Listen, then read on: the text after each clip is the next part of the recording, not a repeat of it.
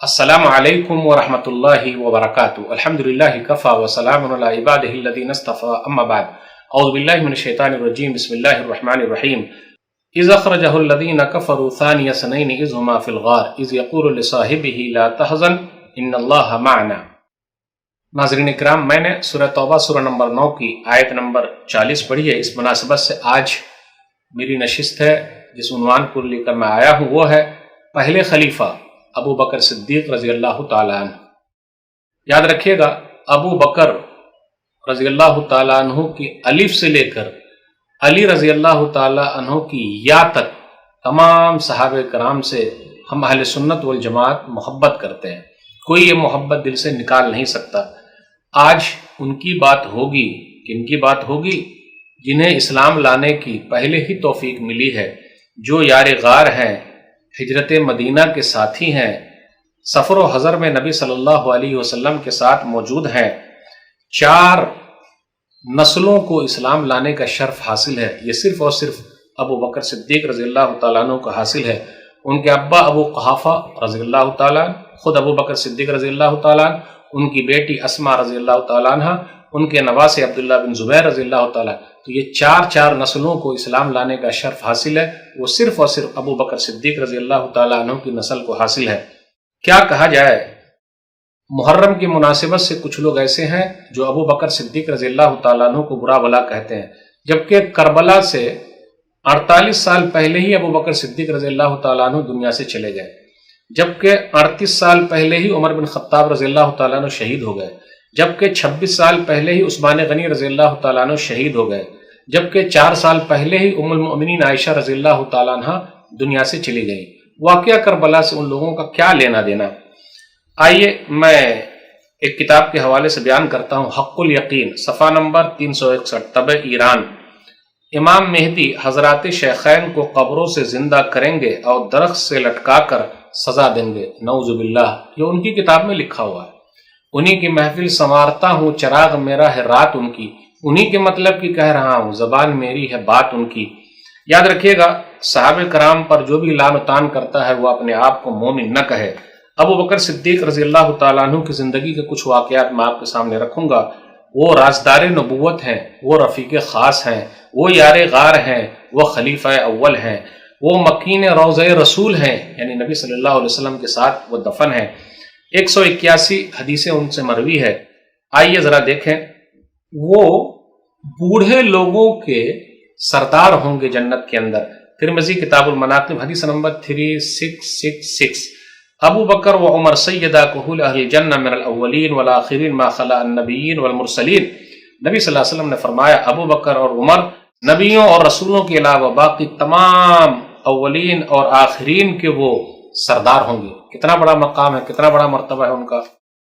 نبی صلی اللہ علیہ وسلم کے ساتھ غار میں ہے، غار ثور میں ہے۔ سورہ توبہ کی جو آیت ہے، آیت نمبر 40، لا تحزن ان اللہ معنا۔ اللہ نے دلاسا دیتے ہوئے کہا گھبرائیے نہیں۔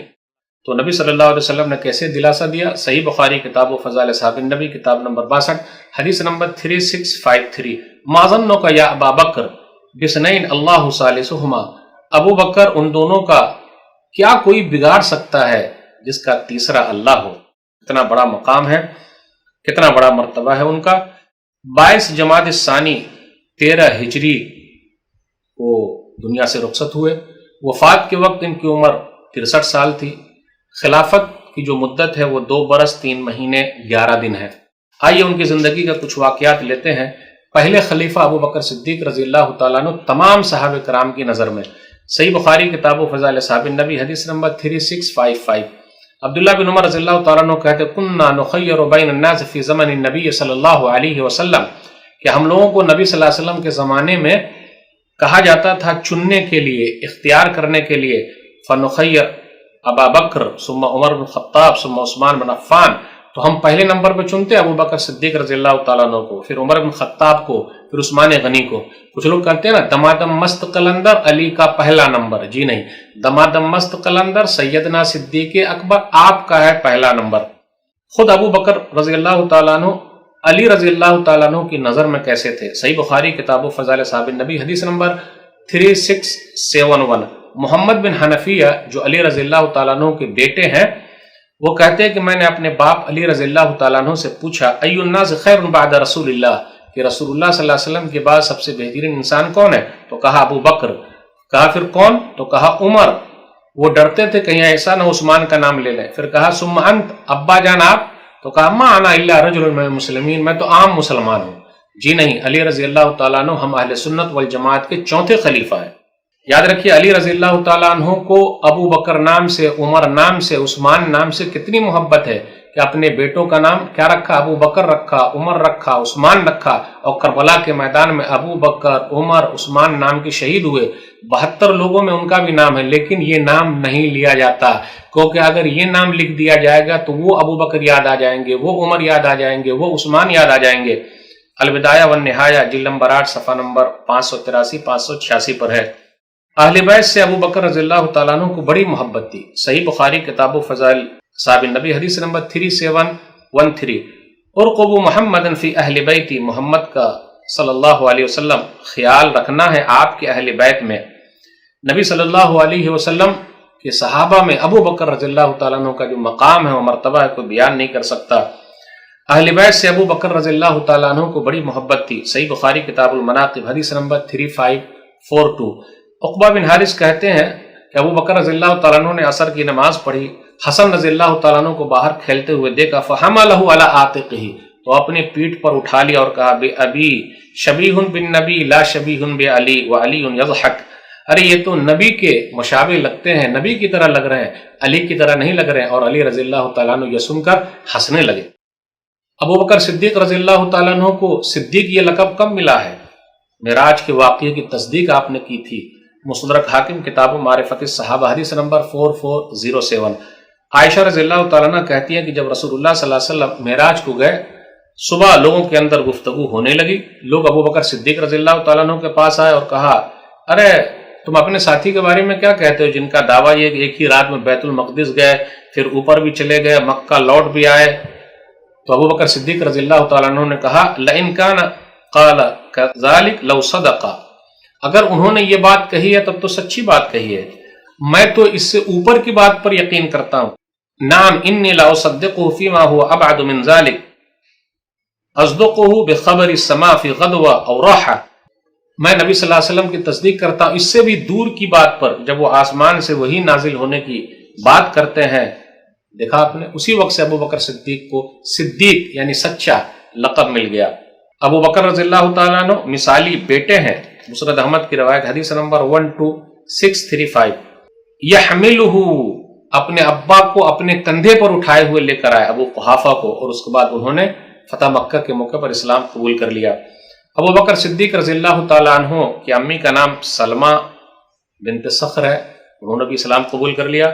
ابو بکر صدیق رضی اللہ تعالیٰ عنہ کے بعد 4 بیویاں تھیں، قتیلہ بنت عبد العزہ، ام رومان جو عبد الرحمن رضی اللہ تعالیٰ عنہ اور عائشہ رضی اللہ تعالیٰ عنہ کی امی ہیں، پھر اسی طرح اسما بنت عمیس رضی اللہ تعالیٰ عنہ، حبیبہ بنت خارجہ۔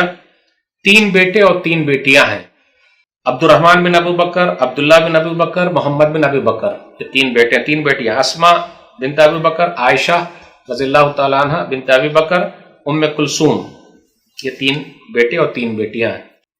ابو بکر صدیق رضی اللہ تعالیٰ عنہ محبوب رسول ہے، رسول اللہ صلی اللہ علیہ وسلم کی نظر میں ان کا مقام و مرتبہ کافی اونچا ہے۔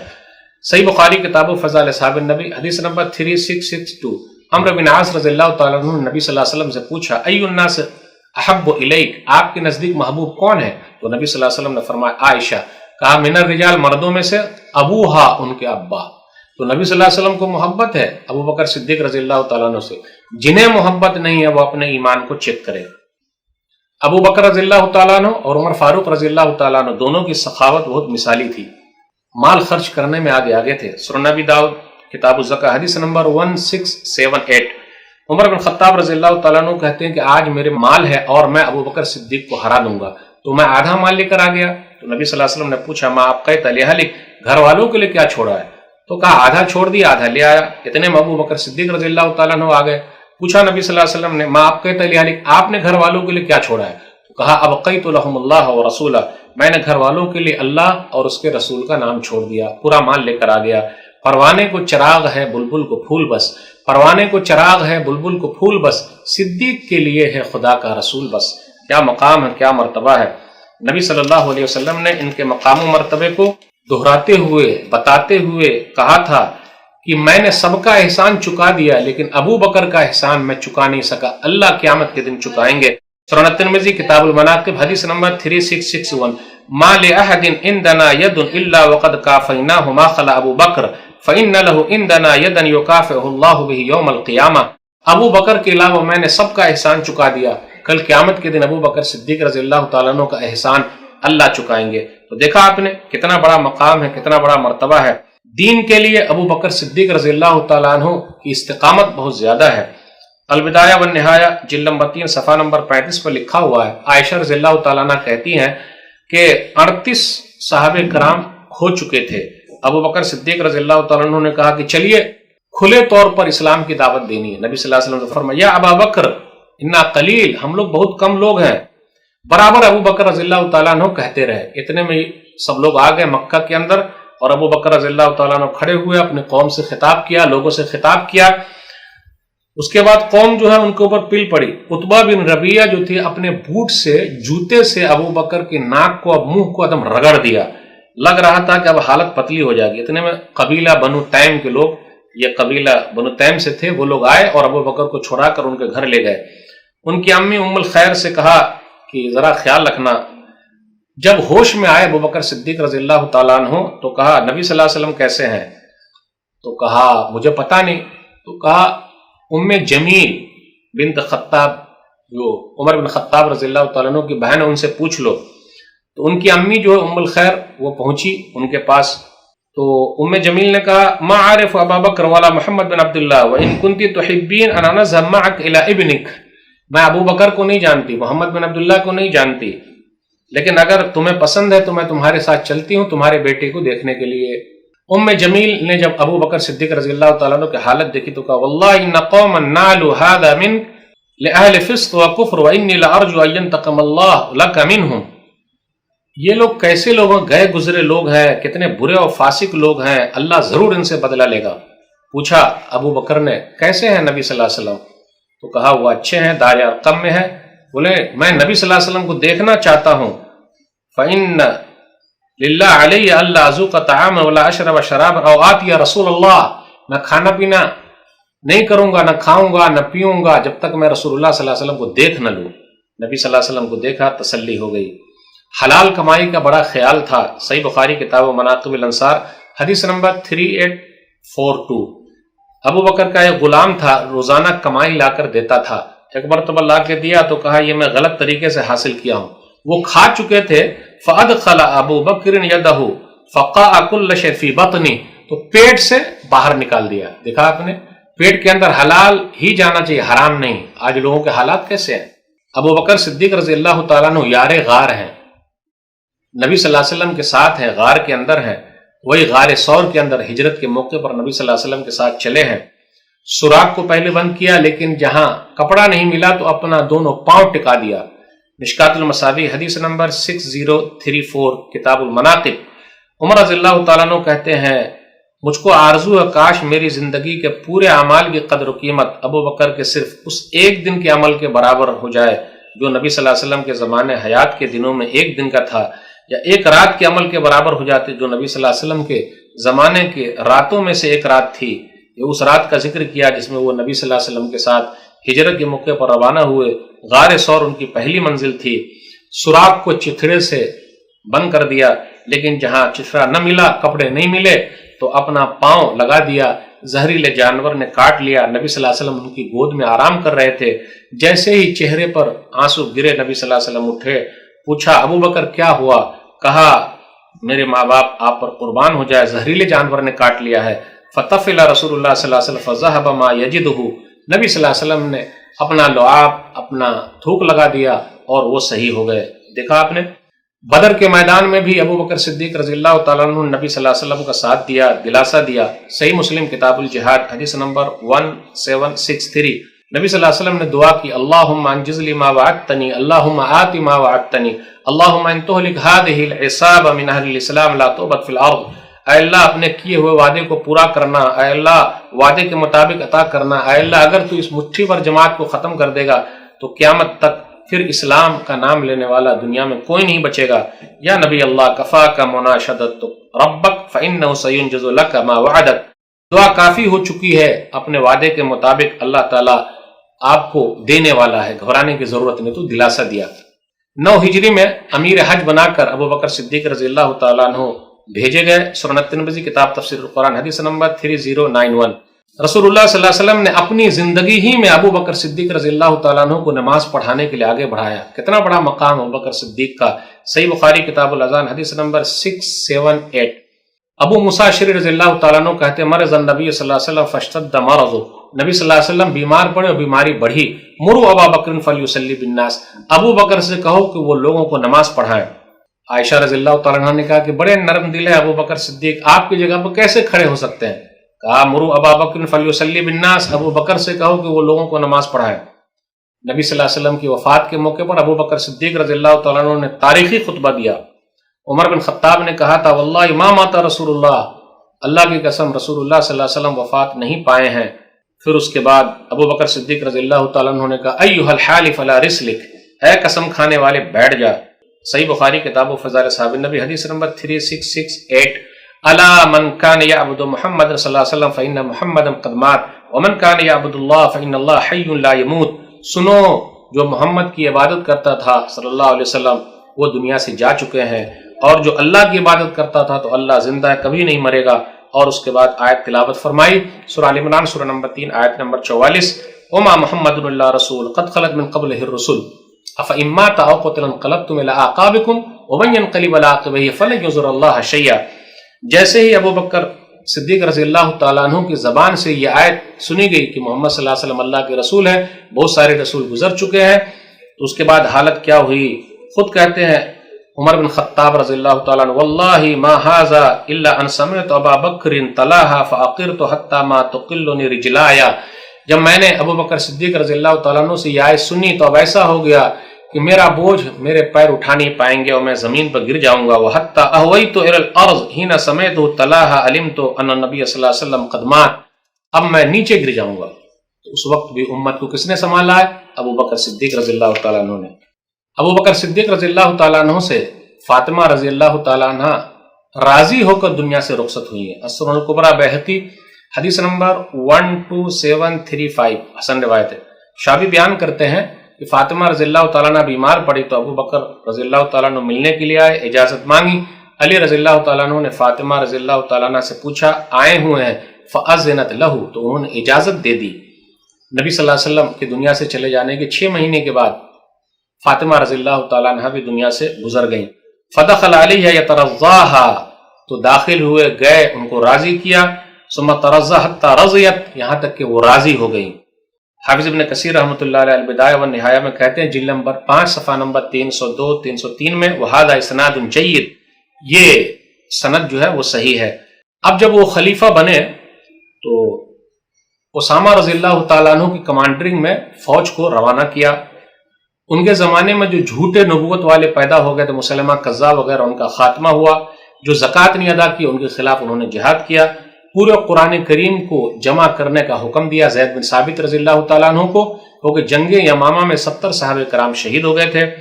سب سے اہم کارنامہ یہ ہے کہ عمر بن خطاب رضی اللہ تعالیٰ عنہ کو اپنا جانشین بنایا، اور مرنے کے بعد نبی صلی اللہ علیہ وسلم کے پہلو میں دفن ہونے کا موقع کس کو ملا ہے؟ ابو بکر صدیق رضی اللہ تعالیٰ عنہ کو، عمر فاروق رضی اللہ تعالیٰ عنہ کو۔